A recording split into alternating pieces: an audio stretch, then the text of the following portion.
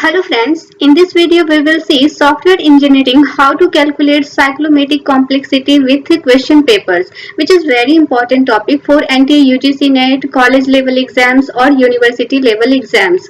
So friends, अगर आप इस चैनल पर नए हैं तो प्लीज सब्सक्राइब माय चैनल और press the bell icon so that latest notifications आपको टाइम पर मिल सके.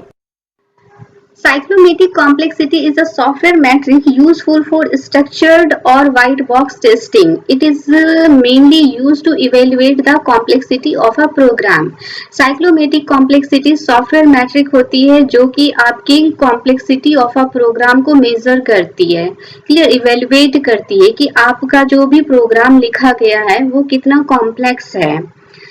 और ये व्हाइट बॉक्स टेस्टिंग के अंदर आता है. व्हाइट बॉक्स टेस्टिंग में क्या होती है कि प्रोग्रामर जो होता है, जो भी कोडर होते हैं, उसे पता होता है कि मैंने इस कोड को किस फंक्शन के लिए लिखा है, ये कौन सा फंक्शन परफॉर्म करने वाला है ये कोड. तो व्हाइट बॉक्स टेस्टिंग में सारी चीजें कोडर को पता होती है, कौन सा कोड क्या काम करने वाला है.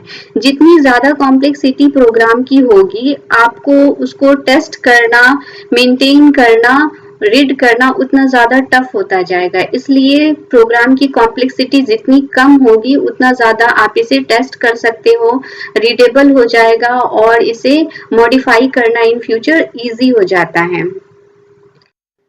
तो अब यहाँ पे साइक्लोमेटिक कॉम्प्लेक्सिटी हम यूज क्यों करते हैं, तो इससे यह पता चलता है कि साइक्लोमेटिक कॉम्प्लेक्सिटी अगर हम किसी कोड का निकालते हैं तो हमें यह मालूम हो जाता है कि ये आपका जो भी कोड है ये टेस्टेबल है, रीडेबल है, इसे हम मॉडिफाई कर सकते हैं, इन फ्यूचर मेंटेन कर सकते हैं.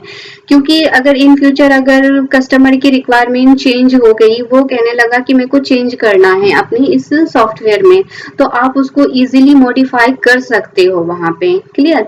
तो ये चीजें जितनी ज्यादा कॉम्प्लेक्सिटी कम होगी उतना ज्यादा आपका कोड जो है रीडेबल होगा और टेस्टेबल होगा. किसी भी कोड का हमें साइक्लोमेटिक कॉम्प्लेक्सिटी निकालने के लिए सबसे पहले हमें उसका कंट्रोल फ्लो ग्राफ बनाना रहता है. और साइक्लोमेटिक कॉम्प्लेक्सिटी निकालने के लिए तीन तरह से आप उसके कॉम्प्लेक्सिटी को निकाल सकते हो. सबसे पहले ये है कि total number of close regions in the control flow graph +1 कर देना है, ठीक है. देन सेकेंड है आपका E-n+1. देन थर्ड आप यहाँ पे P+1 कर सकते हो, जो P आपका यहाँ पर होता है total number of predicate nodes contained in the control flow graph. Predicate nodes क्या होती है, तो आपकी कंडीशनल नोड्स होती है, जो भी इफ एल्स का कंडीशन होता है या फॉर लूप का कंडीशन होता है वो चीजें. हम यहाँ पे क्वेश्चंस देख लेते हैं. यहाँ आपको कोड दिया गया है और इससे आपको जो है यहाँ पे कंट्रोल फ्लो ग्राफ क्रिएट किया गया है. तो आप यहाँ पे देखिए, पहला है, अगर पहला कंडीशन अगर यहाँ पे फॉल्स से हो जाए पहला ही, तो आपका लूप कहाँ जाएगा, यहाँ बाहर को आ जाएगा, एंड हो जाएगा, क्लियर. अगर पहला कंडीशन ही फॉल्स हो जाए तो. देन सेकंड में क्या होगा, अगर आपका ट्रू हो गया, क्लियर, तो ये यहाँ आएगा. अब यहाँ पे कंडीशन है, या तो 3 होगा या नहीं तो 4 होगा, क्लियर. इस तरीके से फिर यहाँ पे आपका एंड होगा, फिर देन जा करके इस तरीके से प्रिंट हो जाएगा आपका. तो आप यहाँ पे देख सकते हैं इस कोड को. लेकिन अब हमें यहाँ पे साइक्लोमेटिक कॉम्प्लेक्सिटी निकालनी है. तो यहाँ पे सबसे पहले आपका एजेस कितनी है, टोटल एजेस आपकी जो है 8 है और नोट्स आपके 7 हैं, क्लियर. 1 2 3 4 5 6 7 नोट्स है और प्लस का 2 है, इज इक्वल टू 3 आया. इसी तरीके से आप यहाँ पे ये है आपका प्रीडिकेट नोड. पी क्या होता है, प्रीडिकेट नोड. प्रीडिकेट नोड ये इंडिकेट करता है कि आपका मतलब कंडीशंस, जो भी ग्राफ है उसमें कितनी कंडीशंस है, if else like for loop, इस तरीके से. तो आप यहाँ पे देखिए कंडीशन क्या है, तो कंडीशन में आपका एक ये पहला है प्रीडिकेट नोड, एक ये हो गया. यहाँ से मतलब प्रीडिकेट नोड जिससे कि आपकी इन डिग्री जिसमें 1 हो और आउट डिग्री आपकी 2 या 2 से ज्यादा हो, क्लियर. तो यहाँ पे एक ये हो गया और एक आपका ये फर्स्ट वाला हो गया. तो 2 है आपका प्रीडिकेट नोड और प्लस का 1, तो यहाँ से भी 3. देन R+1, R क्या है, रीजन्स है. तो रीजन्स आप देख लो, यहाँ पे एक ये हो गया, यहाँ से क्लोज्ड, और एक ये वाला यहाँ से ये भी क्लोज्ड है. तो इस तरीके से 2 और प्लस का 1 इस तरीके से यहाँ 3। तो आप यहाँ पे देख सकते हैं तीनों से हमने कॉम्प्लेक्सिटी निकाली तो तीनों से 3 ही आ रहा है। तो यानी इस तरीके से आपको निकालना है साइक्लोमेटिक कॉम्प्लेक्सिटी। तीनों से निकालेंगे, तीनों से ही आपका सेम ही आना चाहिए। सो नेक्स्ट क्वेश्चन हम देख लेते हैं। यहाँ पे सेकंड कोड है और ये इसका कंट्रोल फ्लो ग्राफ है।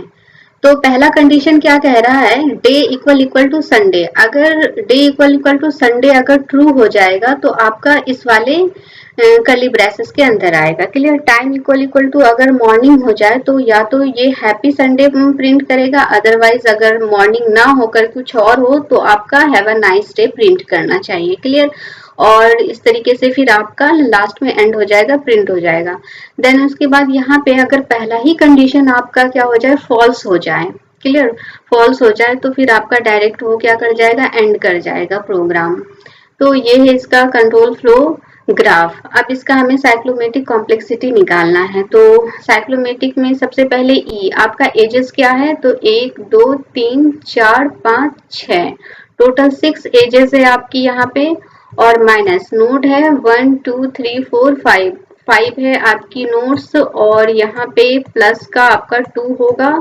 देन आप यहाँ पे कैलकुलेट करेंगे तो आपको 3 आएगा निकल करके। ठीक है। अब आपको यहाँ पे प्रीडिकेट नोड निकालनी है। तो प्रीडिकेट नोड क्या होती है, जो कंडीशन होती है आपकी इफ एल्स वाली, इफ वाली।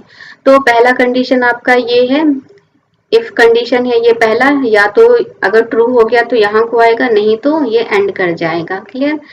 देन सेकंड कंडीशन आपकी ये वाली है कि अगर आपकी यहाँ पे ये हो जाए तो ये प्रिंट करेगा, नहीं तो आपकी एल्स में ये प्रिंट हो जाएगा।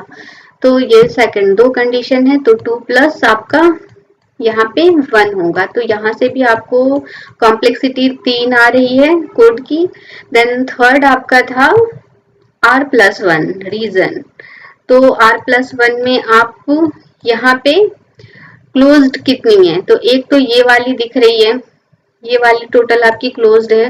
देन सेकंड ये वाली है। तो आपका यहाँ पे 2 + 1 होगा। तो यहाँ से भी आपको कॉम्प्लेक्सिटी जो इस कोड की आएगी 3 आएगी। तो तीनों से आपको 3 देखने को मिल रहा है। तो इस तरीके से निकालते हैं। तो यहाँ पे ये है यूजीसी नेट 2019 में पूछा गया था। ये आपको ग्राफ दे दिया गया था और इससे ये सभी क्वेश्चंस पूछे गए थे। तो सबसे पहला है प्रीडिकेट नोड्स का नाम बताना है कि कौन कौन से यहाँ पे प्रीडिकेट्स नोड्स हैं। तो प्रीडिकेट्स नोड्स क्या होता है, जो कंडीशंस होती है आपकी इफ एल्स की। क्लियर। या फिर जिससे कि इन डिग्री जिसकी 1 हो और आउट डिग्री आपकी उसमें से 2 या 2 से ज्यादा हो। तो यहाँ पे एक तो पहला ये है फर्स्ट। देन सेकंड है आपका 2 3, इससे भी इसकी 2 आउट डिग्री है तो 2 3 ये है। एंड देन थर्ड है आपका 6, इसकी भी आउट डिग्री 2 है। तो पहला आंसर आपका ये होगा। देन सेकंड क्वेश्चन है रीजंस बताना है। ठीक है। तो रीजंस क्या होता है, जो भी आपके क्लोज्ड एरिया होते हैं। तो एक ये है, 2 ये है और ये 3। तो 3 प्लस फॉर्मूला होता है ना, P + R+1। तो यानी यहाँ इसका हो जाएगा रीजंस आपके 4 हो जाएंगे। देन साइक्लोमेटिक कॉम्प्लेक्सिटी बतानी है। तो साइक्लोमेटिक कॉम्प्लेक्सिटी में आपको एजेस को काउंट करना है और नोड्स को काउंट करना है। तो यहाँ पे टोटल कितने एजेस है, 1 2 3 1 2 3 4 5 6 7 8 9 10 10 है। टोटल आपके एजेस 10 है और माइनस नोड्स आपके 9 होंगे। 1 2 3 4 5 6 7 8 9 9 है। तो इस सॉरी टोटल 9 है और प्लस का आपका 2 होगा। तो इसका भी निकल करके आएगा साइक्लोमेटिक कॉम्प्लेक्सिटी 4। इस तरीके से 4 निकला। देन थर्ड क्वेश्चन आपका है, सेकंड हो गया, फर्स्ट हो गया, रीजन्स हो गया, प्रीडिकेट नोड्स हो गया, साइक्लोमेटिक कॉम्प्लेक्सिटी भी हो गई। फोर्थ है आपका how many nodes are there in flow graph. अब नोड्स कितने हैं, तो टोटल नोड्स तो आपके 9 है, 1 2 3 4 5 6 7 8 9। तो टोटल नोड्स आपके 9 है यहाँ पे। तो इस तरीके से आपको निकालना होगा। अगर ग्राफ दे दे या तो आपको एजेस पूछ ले या फिर आपको नोट्स पूछ ले टोटल कितने हैं, या फिर कोई भी आपको प्रीडिकेट नोट्स पूछ ले, क्लियर, कुछ भी पूछ सकता है आपको। सो आई होप फ्रेंड्स कि आपको वीडियो पसंद आई होगी। तो चैनल को अगर अभी तक सब्सक्राइब नहीं किया है तो चैनल को सब्सक्राइब कर ले और वीडियो को लाइक शेयर भी कर दे अगर पसंद आई हो तो। मिलते हैं नेक्स्ट वीडियो में। Thank you.